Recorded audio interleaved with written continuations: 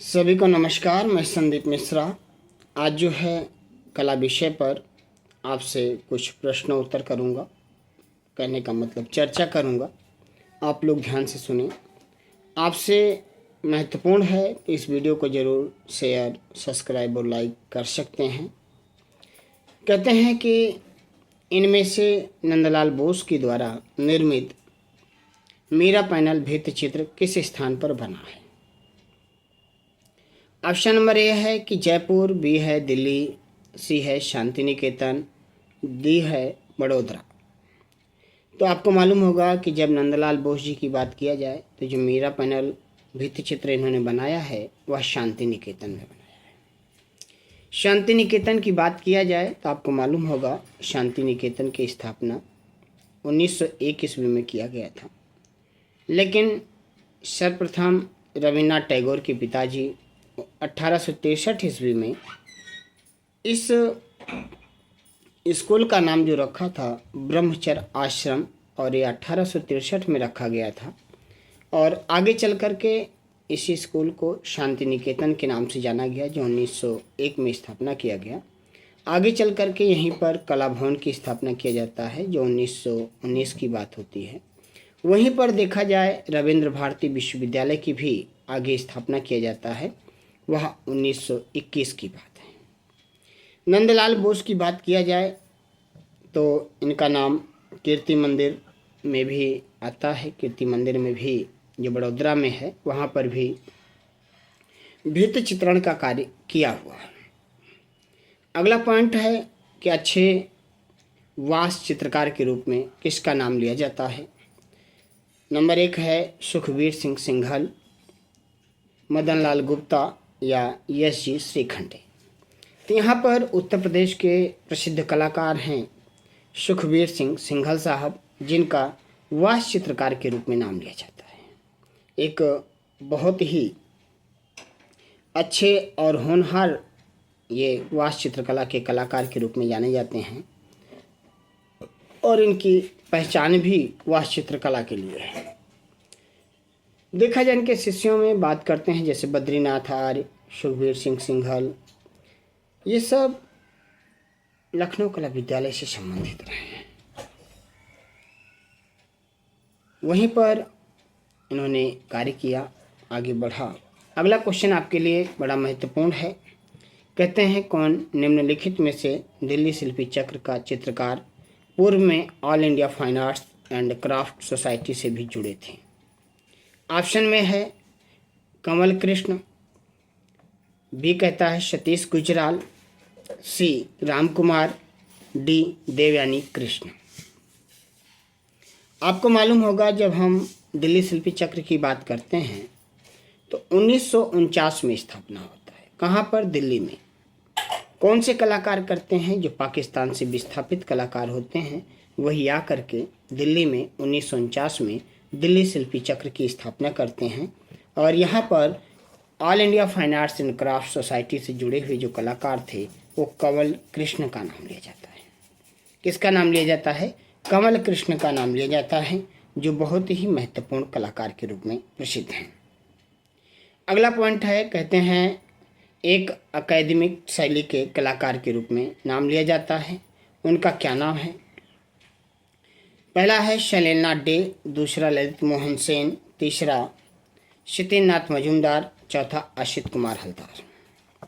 आपको मालूम होगा जब हम ललित मोहन सेन की बात करते हैं तो यह एक एकेडमिक शैली के कलाकार के रूप में जाने जाते हैं। ललित मोहन सेन का जो जन्म है 1898 ईस्वी में पश्चिमी बंगाल के शांतिपुर नदिया में हुआ था, जबकि इनकी मृत्यु की बात किया जाए 1954 को हो गई थी। देखा जाए ललित मोहन सेन की जब हम बात करते हैं, Lucknow college of art and royal academy of London में कला की शिक्षा प्राप्त करने के बाद कला विद्यालय लखनऊ में शिक्षक के रूप में कार्य किया। ये मुख्यतः जल रंग, तैल रंग, pastel, gouache, ink, tempera, print making इत्यादि माध्यमों में चित्र रचना करने के लिए जाने जाते हैं। यहाँ पर असित कुमार हलदार जी का नाम आया। असित कुमार हलदार की बात करते हैं तो आपको मालूम होगा कि असित कुमार हलदार लखनऊ कला विद्यालय के प्रथम भारतीय प्रधानाचार्य 1925 ईस्वी में बनाए गए थे। यहाँ पर लखनऊ कला विद्यालय की बात है तो आपको मालूम होगा लखनऊ कला विद्यालय की स्थापना 1911 ईस्वी में किया गया। आगे चल कर के हलदार भवन की स्थापना जो प्रयागराज है वर्तमान में, वहाँ पर इलाहाबाद संग्रहालय में 1938 में हलदार भवन की स्थापना भी किया जाता है। अगला क्वेश्चन आपके लिए बहुत महत्वपूर्ण है। कहते हैं किसी वस्तु, व्यक्ति या क्षेत्रों की जिसे बाहरी रेखाओं से प्रस्तुत किया जाता है उसे डैश क्या कहा जाता है? आकार, स्वरूप, मेल करना, मुताबिक होना या अवस्था। जब किसी वस्तु, व्यक्ति या क्षेत्र को जिसे बाहरी रेखाओं से प्रस्तुत किया जाता है उसे हम आकार कहते हैं, आकार के नाम से संबोधित करते हैं। अगला क्वेश्चन है, मौलाराम एक प्रसिद्ध कलाकार थे, किस शैली के थे? पहाड़ी शैली, मुगल शैली, जैन शैली या राजपूत शैली। मौलाराम की बात किया जाए तो आपको मालूम होगा इनका संबंध मुख्यतः पहाड़ी शैली से रहा है और मौलाराम का जो नाम लिया जाता है वह गढ़ राजवंश का इतिहास नामक जो ग्रंथ है उसको लिखने के लिए भी लिया जाता है। मौलाराम का एक कलाकृति है गोवर्धन धारण, यह भी बहुत प्रसिद्ध है। अगला पॉइंट आपके लिए और आता है, कहते हैं Satish Chandra dash dash dash थे, किस रूप में विख्यात थे जो सतीश चंद्र जी हैं? ऑप्शन में है छापा चित्रकार, रेखांकनकार, दृश्य चित्रकार या वास्तु चित्रकार। सतीश चंद्र की बात किया जाए तो आपको मालूम होगा समकालीन भूदृश्य चित्रकार के रूप में जाने जाते हैं। ये अनेक विधाओं में प्रयोगकर्ता के रूप में जाने जाते हैं। ये बड़े महत्वपूर्ण कलाकारों में से गिने जाते हैं। अगला पॉइंट आपके लिए, तूतीनामा कब लिखा गया? ऐसा आपसे क्वेश्चन को टप कर लिया जाए तो आपको मालूम होगा तूतीनामा का जो समय है 1560 से लेकर के 1568 ईस्वी के मध्य में लिखा गया था। तूतीनामा में तोते का जो प्रेमालाप है उस विषय पर लिखा गया है, ग्रंथ है और इसमें टोटल 103 चित्र पाए जाते हैं। अब आपको ऑप्शन में कमेंट बॉक्स में लिखना है कि तूतीनामा का लेखन कार्य किस मुगल शासक के समय किया गया था और उसका टाइम पीरियड जरूर लिखिएगा जिस मुगल शासक के समय में लिखा गया था। अगला क्वेश्चन है, निम्नलिखित में से मुगल कालीन चित्रकार दशवंत के गुरु कौन थे? बशावन, ख्वाजा अब्दुल समद, बिहजाद या मंसूर। जब हम बात करते हैं दशवंत के गुरु के रूप में तो वहाँ पर हम ख्वाजा अब्दुल समद की बात करते हैं। आपको मालूम होगा ख्वाजा अब्दुल समद की जब बात किया जाए तो दो कलाकार हुमायूं के समय में ईरान से भारत आए थे, मुगल शैली में आए थे। दूसरे कलाकार का क्या नाम है ज़रूर आप लोग कमेंट बॉक्स में लिखें और हुमायूं का टाइम पीरियड कब से कब तक माना जाता है ये भी ज़रूर लिखें।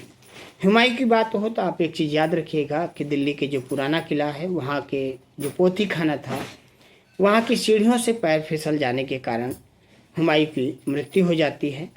पुराने किले के अंदर एक मस्जिद है जिसको कहा जाता है कि सूरशाह सूरी के द्वारा बनवाया गया था। तो सूरशाह सूरी का मकबरा कहाँ है उसे मैं बता देता हूँ कि बिहार में है। बिहार के किस स्थान पर है ज़रूर कमेंट बॉक्स में लिखिएगा और वह पुराने किले में जो मस्जिद है उसको किस नाम से संबोधित किया जाता है जाना जाता है। अगला क्वेश्चन और भी महत्वपूर्ण है। कहते हैं रीति सिद्धांत का प्रतिपादन किस दार्शनिक ने किया था?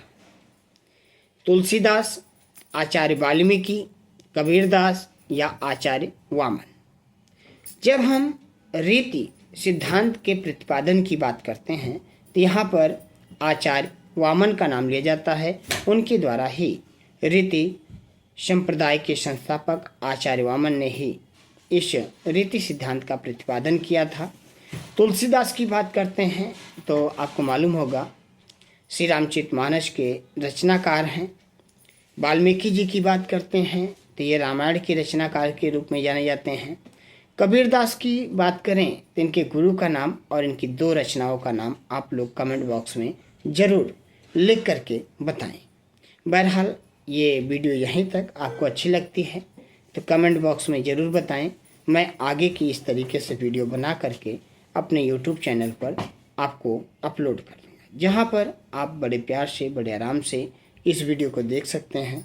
मेरे यूट्यूब चैनल का जो नाम है वह TGT BGT आर्ट गैलरी 1954 के नाम से जाना जाता है।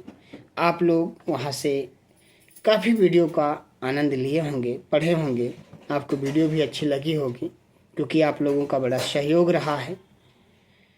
तो आज की क्लास यहीं तक, हम फिर मिलते हैं आगे। धन्यवाद।